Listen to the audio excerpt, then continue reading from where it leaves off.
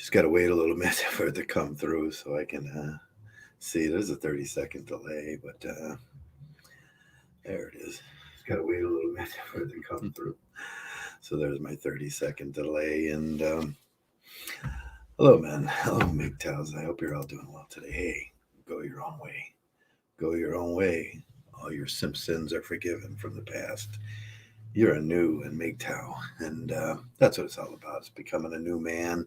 It's becoming a better man. And it's a good thing. It's a good thing. Today we're going to talk a little bit about one of the things I see on the internet a lot. I don't want to specifically single out one guy or anything. And there was a video I watched earlier, Joey knows which one it was, about a young man that was going through it. He was barely maybe 21, 22 years old, had 2 kids, and he made the fatal mistake of that a lot of men do, and I made it, and I used to make it a lot. And I thought I was a father, and I wanted to fight for those rights to be a father, but you soon find out that fighting for the rights to be a father, you're fighting for your own damnation. You're fighting for your own imprisonment. You're fighting for your own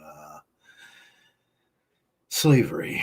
And when you go down to a court and you arguing with it was his thing was he was going to take his, and we see this a lot with MRAs. You got to fight for that right to be a father, and you got to take it. If there was such a thing as 50-50 paternity rights, that would be true. But there's no such thing as 50-50 paternity rights. Very few men get them, and men like me, they just, boom, you're no longer a dad, but guess what you get to do? You get to pay.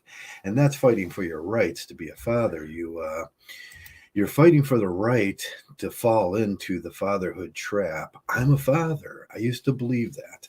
And then I realized somewhere down the line that you get father hoodwinked. And that's my new term, father hoodwinked. Fathers, you're volunteering for your own slavery on a social construct of fatherhood. And I've explained this a million times before. The social construct of fatherhood is there's no such thing as father.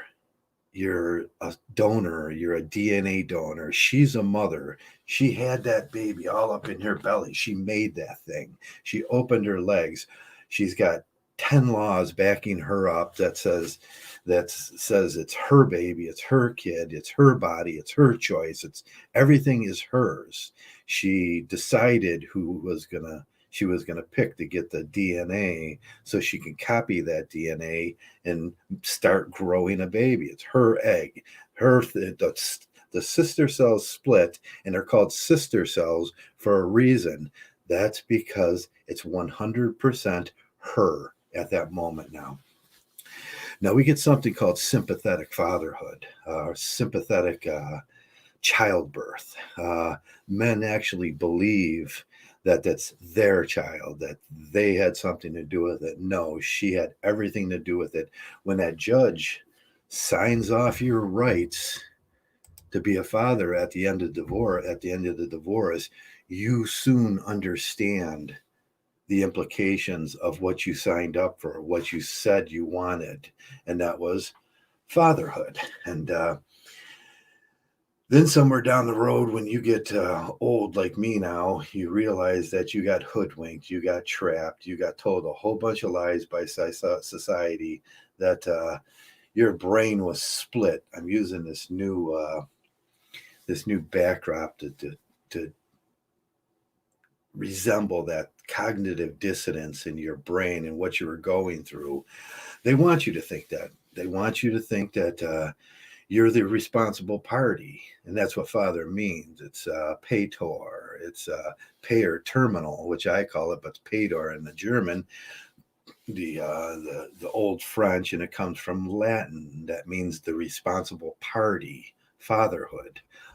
It's a made-up social construct. You have little to do besides one act of procreation, and she doesn't even really need that. She can go down to a bank now and get that. You could take a sample from a 10,000-year-old man stuck in the ice up there in Antarctica, take some DNA from them, shove it inside of that egg, and it'll do the same thing. All it does is copy the DNA uh, of what we call the father.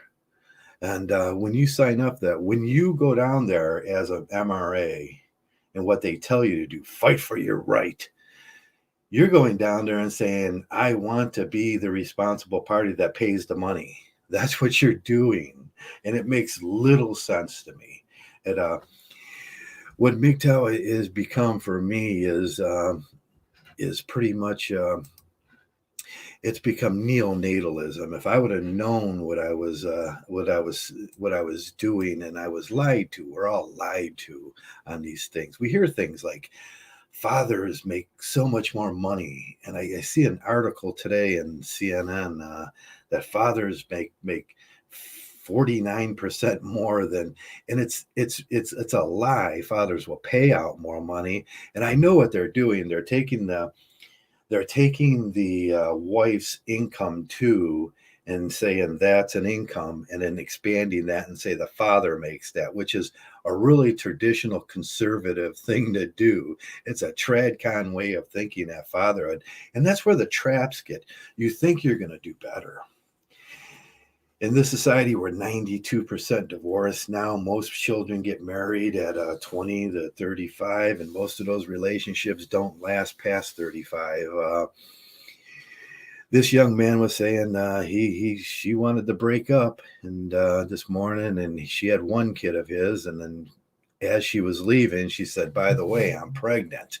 So 2 kids, and now she's got another income, and she's going to move on. And now, like I say, in today's world of the polyandric female, where she can move from 1 to 2 to 3 to 4 baby daddies and get 4 different incomes, that seems like highway robbery on males.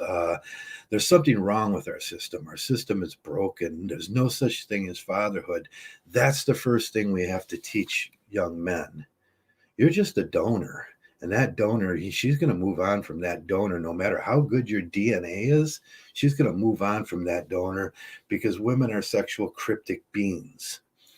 There's 2 kinds of sexual cryptis, too. There's subtle crypsis, and there's the cryptic female.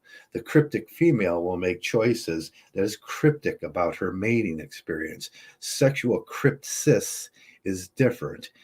Learn the differences. They don't want you to know about the first, which I say, they want you to know about female cryptic choices.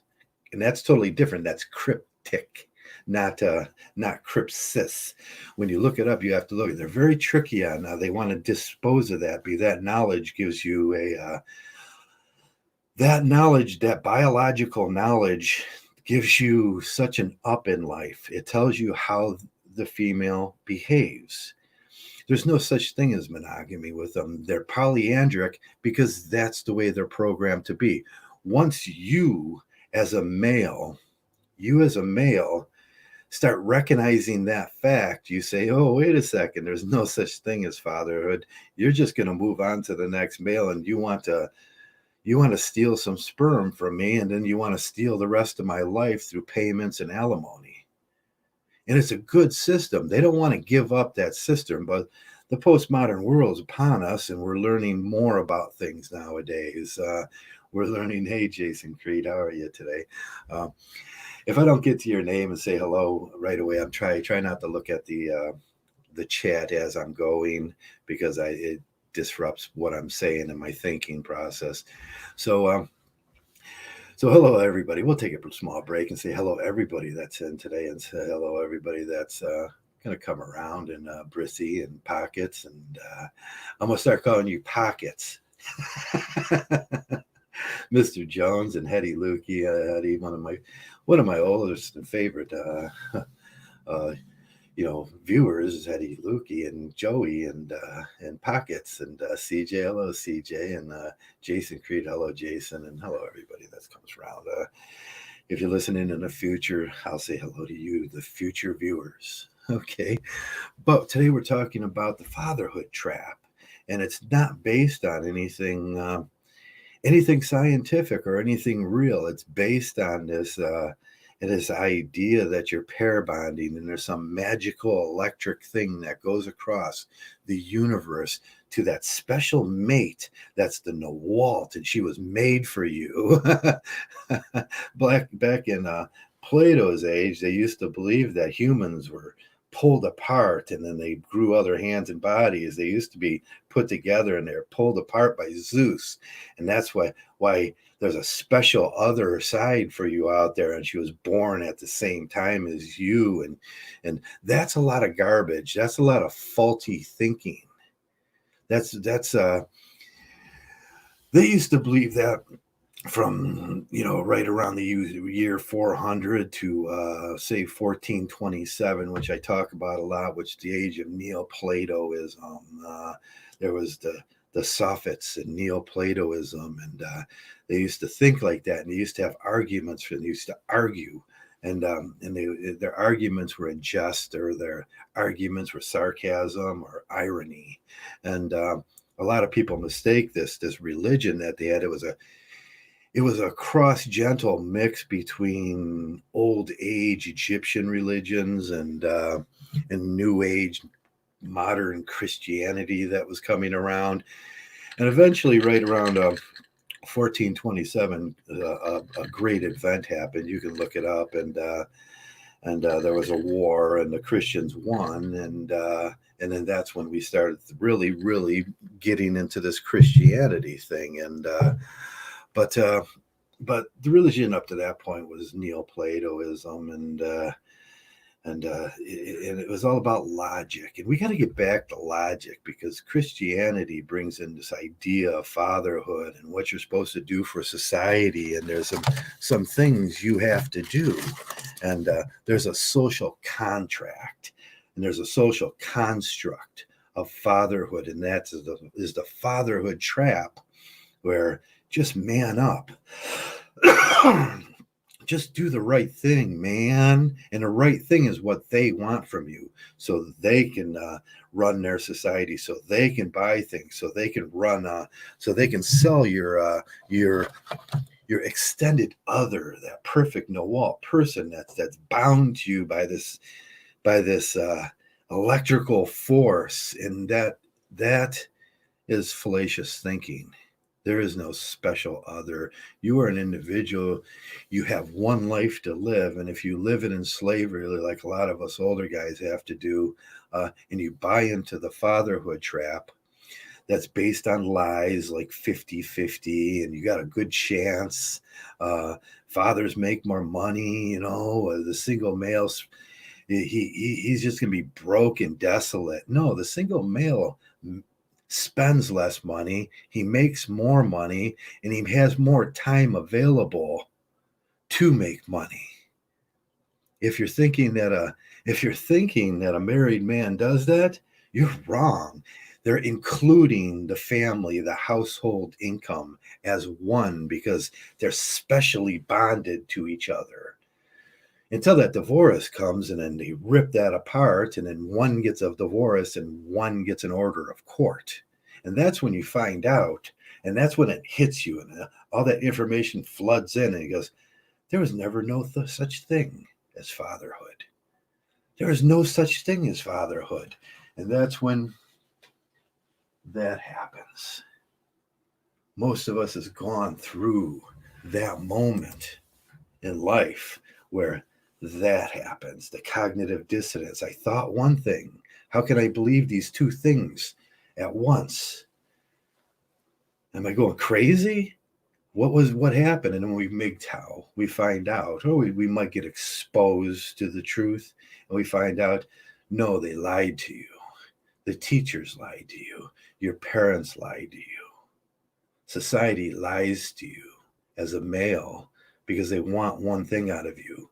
They want your utility. They want your utility. They want your wife buying things. They want you working 16 hours a day. And if you're not going to buy into that, and you're not going to be the slave, then they'll force fatherhood on you. an idea. Now think about that idea. Forced fatherhood, a forced social concept that is that is not true. That's made up.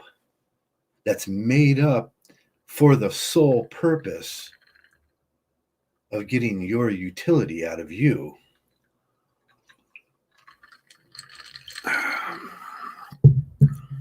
Sorry about the cough. It's about that time of year, and I do smoke. And so, fatherhood isn't real. It's a made up social construct. Don't beg for it. Don't sign up for your demise. Let her go on her way. I've had to do that twice in my life I had a first family. It was a Christian family, and we have 3 kids from that family. They're beautiful, lovely, just perfect kids, and I love them a lot. But after that ended, that judge signed my rights away to fatherhood like that, and I didn't see my kids for 5 years until my ex-wife hooked up with a crack dealer and went to jail, and I got the kids for a small period of time. And by that time, the kids were sad and ruined, and the baby mama thing had taken over, and I was looking at things differently at that point. I was still dating, and I was like, oh man, this thing is so wild that's coming on. That came somewhere around 2000. Things changed. Women started acting bizarre, and that was postmodernism. We can blame, like Wallace was saying, blame it on postmodernism. This whole world, the whole paradigm changed, and women got to be polyandric females, where they can go from one partner to the next, and it's approved and stamped by our government. Even though we had a war about that too. We had a war about Mormonism. There was the Mormon War, and we said, no, you can't do that. If we have one thing that we believe in, we have to stick with that, and it has to be fluent. But it's not fluent anymore. It's a broken process. That's why we say it's a broken process, because one side gets all the gifts and benefits, and gets to be polyandric in their nature because of sexual cryptis. It's easier not to argue with them, because you know how they get when you argue with them. But the other side, the gender male, gets to stick traditional, and they're forced into traditional fatherhood. That's why I call it forced fatherhood.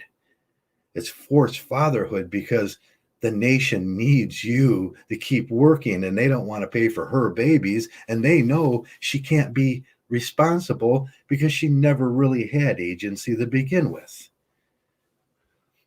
Now, TFM says it's authority. If you're going to take the authority away from the male, then you can't suggest that this thing will work. And it's partially right. And there's a lot of partially right things and truths in this thing. You don't have authority in that relationship anymore. You're not the author of the relationship. That's what authority means. You're the author of. So we're at this impasse, and we're at this impasse with the government, and I don't know what it's going to take to change their minds. They're forcefully forcing us to involve ourselves in traditional relationships where that marriage system is busted. It's broken. One side gets polygamy, one side gets forced monogamy. And you will be forced into it for the rest of your life. Whether you like it or not, you'll be forced in several ways. So we have a broken system. They use force on us, and that force is very violent sometimes. When you think about the force they use on men, they use jail, they use social systems and social structures, and they use the structure of religion. They use structure of our driver's permits and structures like that. And they use licensing, and they use legal systems, and they use school systems.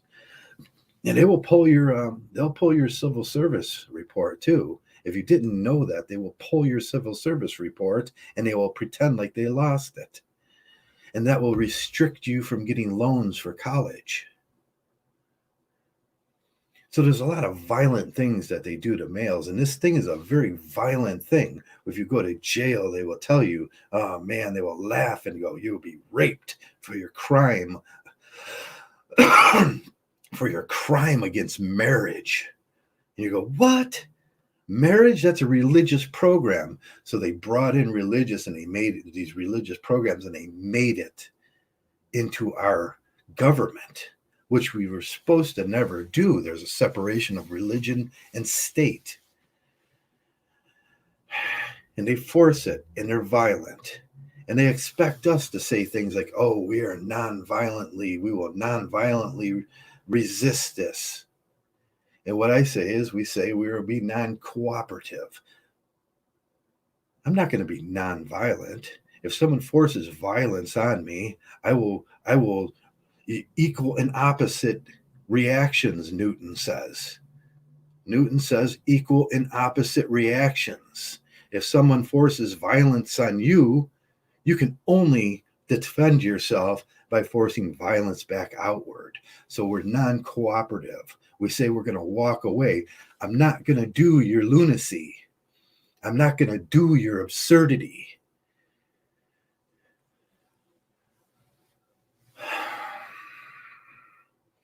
But I often hear this buying into the traditional system of fatherhood and believing it, and that will lead to a very violent end. We've seen the results of this. Timmy, they killed him. His name was Keith Kozarog. They killed him. Keith was a hero. 5 tours in Iraq and Iran just to come home to this filthy nation of filthy polygamous beasts and be run through that system. They took everything from him, but they couldn't take that thing from him. That thing that was Timmy Blades. And there's not just him, there's hundreds and thousands of examples of men that illogically bought into the system of fatherhood. It's irrational. It's fallacious thinking. But the question for me, and I generate these questions by logic, is if they force us at one point, does that force come back on them? At what point does our non-cooperation become a little more hardened? And that's what MGTOW is about. We've been warning you. We've been warning them for years, 40 years with the MRA, trying to make sense to these people why their system is broken.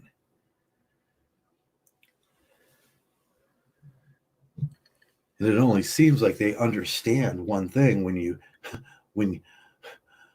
it affects their pockets or when it affects their jaw.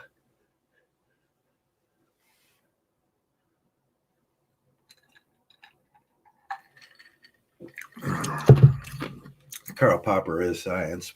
Yeah, I love Popper and Farabrand and Kuhn and Rawls are my heroes, postmodernists.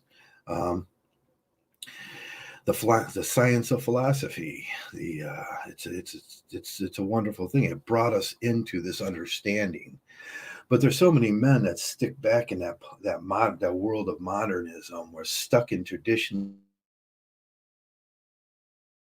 I still argue whether there's a God, whether there's a supreme being. But it's ridiculous. It is ridiculous. There is no supreme being to argue with.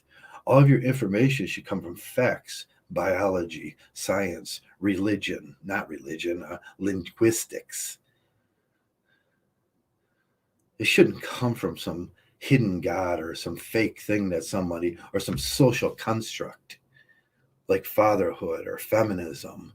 Your laws should not come from social constructs. That's why we call it the matrix. The blue pill people stuck in the matrix. Matrix means the bones inside the womb. They're just bones holding up those horrible, horrible things that them beliefs in barbarism, them tenets of barbarism that they still hold true to this world. The only thing holding this world back is traditionalites, tradcons, ignorant people that won't come into the new world. And there's no such thing as fatherhood. And yes, women have agency now. And they have all the right to say no means no and yes means yes. They can get abortions. They can say, no, I can't afford that baby. But can you say, no, I can't afford that baby? As a male, no, you will be forced by violence. And it's barbaric. It's living in an old world. It's cognitively split. It makes you feel bad. The whole idea of it makes me feel creepy and dirty and ugly. It makes me feel not good enough to be in this world. But MGTOW is the answer. Getting rid of those old ideas, that's what we have to do. Come into the new world. Come into the new world. Learn. Oh, it's a book away. I suggest Godfrey Smith's book, Science and Philosophy. Get a science and philosophy book. See what it's all about. Feyerabend and Doppler and those guys. See what they were saying. But some will still argue they want to live in an old world with old barbaric laws that don't make no sense. No. If I can do it, anybody can do it. And there was no more traditional male than me back in the day when I was a young, strapping Army sergeant. I believed in everything, United States and God and the flag. I bathed in the flag.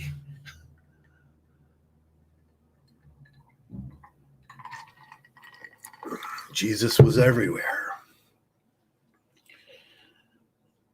And that all turned out to be a lie. All of it. Everything they taught me. Except for science. Except for math. Linguistics.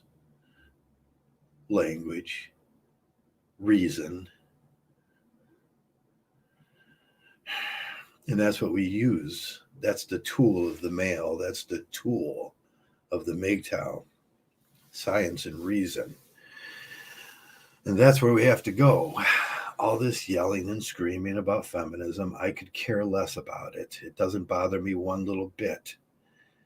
You want to go fight with special dragons that are made up in your head? You're living in the world that we're leaving, that fantasy fiction world.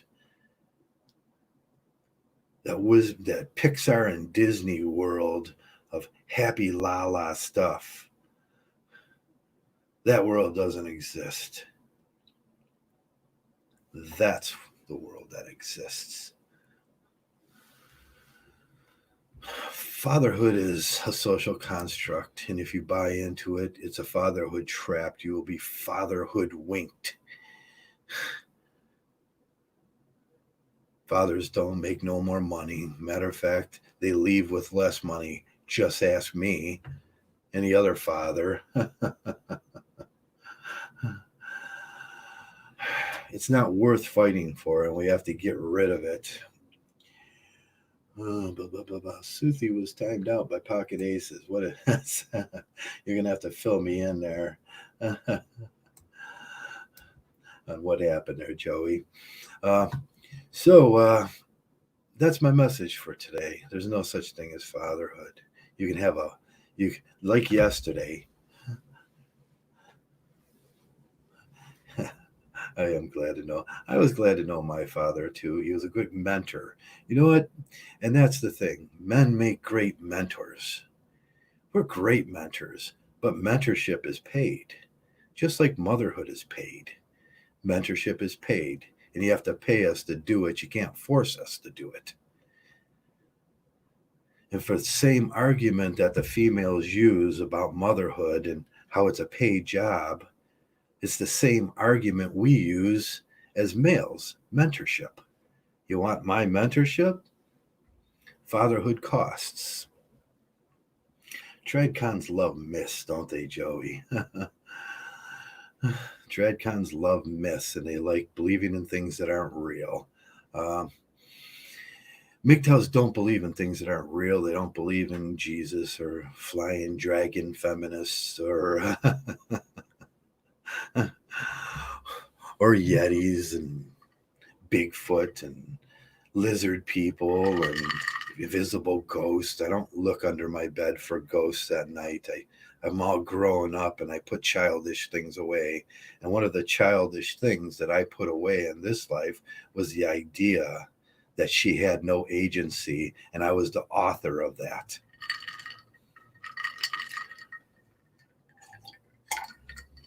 As you will find out with the stroke of a pen at the end of that there was no such thing with a father, and that judge will laugh at you.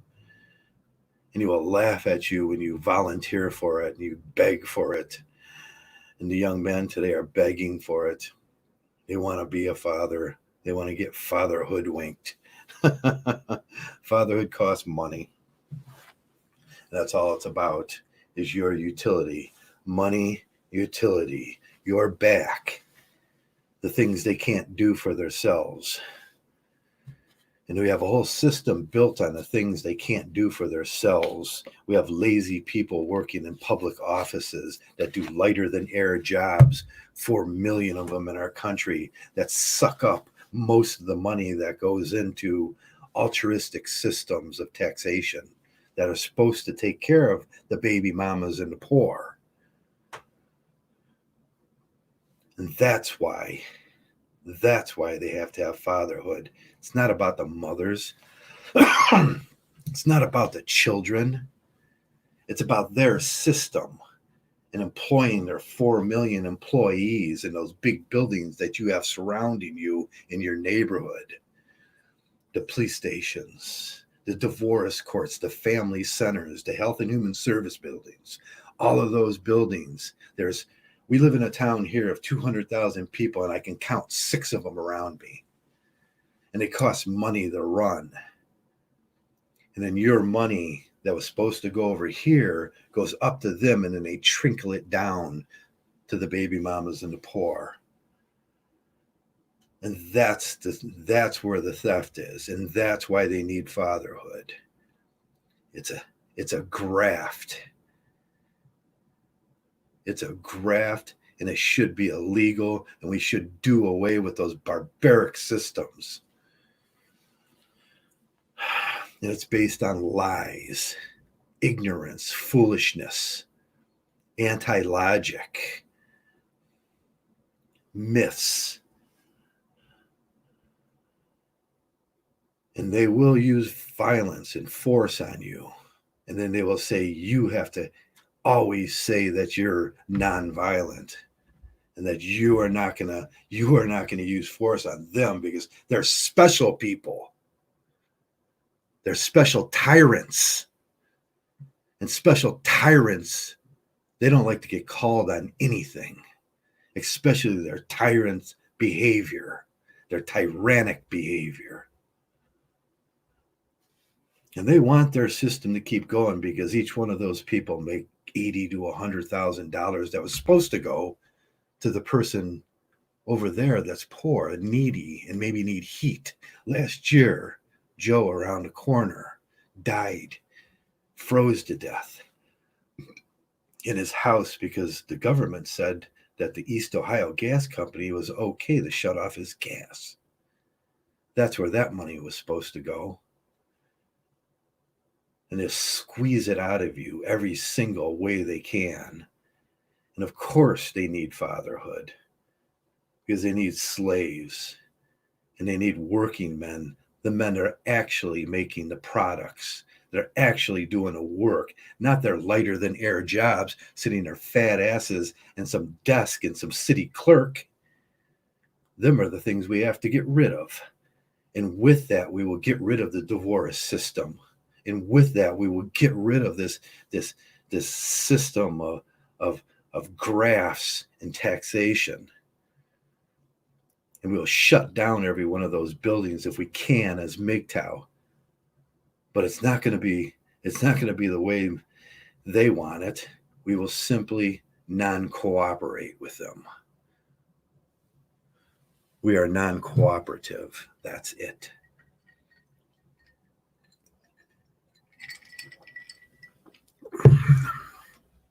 I hope you're all having a good day today. I came back from my bike ride. It's still a little cold. I was out there. Some guy wanted me to, he took my number. He wants me to build a bike for him. I'm going to do that for him. And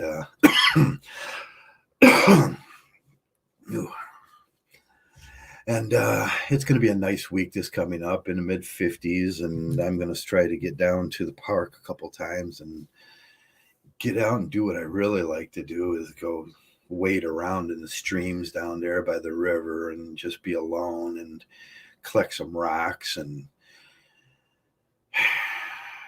look at the nature and watch spring come in. And that's what we should be doing. We shouldn't be worried about such barbaric systems as MGTOWs. We should just be happy and joyous that we made better choices in our lives. And there'll be some sadness and some downtimes. There always is. This world wasn't made for our fleshy bodies. And there will be tragedy.